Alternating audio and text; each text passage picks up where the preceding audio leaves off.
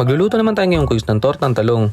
Naisipan ko kasi magluto nito quiz kasi noong nakaraan nagluto ako palpak eh. Sayang pa naman, doon ko pa naman pinita sa tanim ko. Ito naman, binili ko lang sa palengke mga quiz. Ngayon babawi tayo mga quiz sa luto na to. Papakita ko sa inyo quiz na simple ang tortang talong lang to. At buong buo. Nakaraan kasi ano siya eh, durug-durug eh. Kaya ito, naisipan kong gumawa ulit para mapakita sa inyo na simple at madali lang magluto ng tortang talong mga quiz. Yan, nagpasabay lang ako kay Papa kanina kasi nagluluto siya sa labas. Pinaihaw ko na sa kanya doon sa may baga.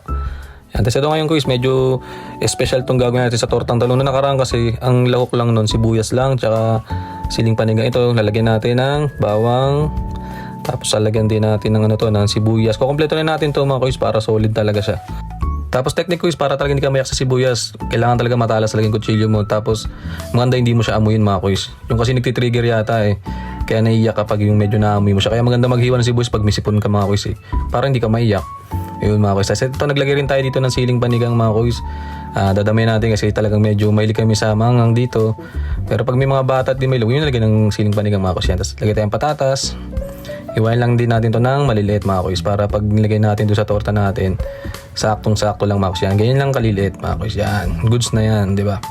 Tapos syempre, balatan na natin yung talong mga quiz yan. Hindi na siya masyadong mainit mga quiz kasi medyo napalamig na natin kanina eh. Tapos kumbaga, nag-prepare muna tayo bago natin siya babalatan.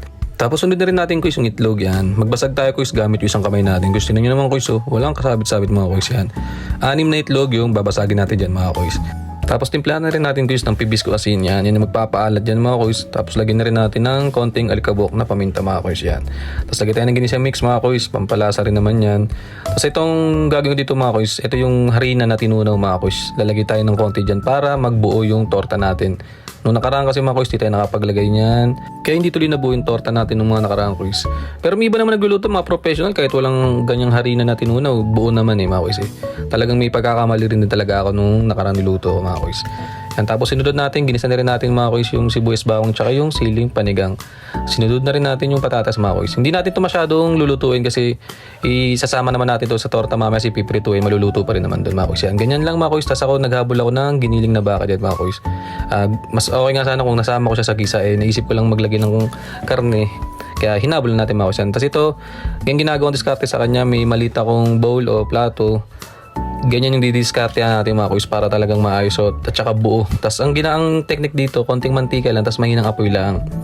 Yan mga quiz. Tingnan nyo naman no. Kasi pag malakas, minsan parang naluluto siya agad ng sobra. Tapos yun, pangit yung pagkakaluto mga quiz yan. Tingnan nyo, di ba ang ganda mga quiz. Kahit pa paano, ang layo na itsura yan. So ginawa natin ng mga nakaraan, lasog-lasog eh. Yan mga quiz. Nakaluto na naman tayo mga quiz ng simpleng torta. Yan, ito si Princess, ang aso ng mama ko. Yan. Hi Princess. Salamat mga quiz. Nakaluto tayo ng solid na ulam na naman ngayon.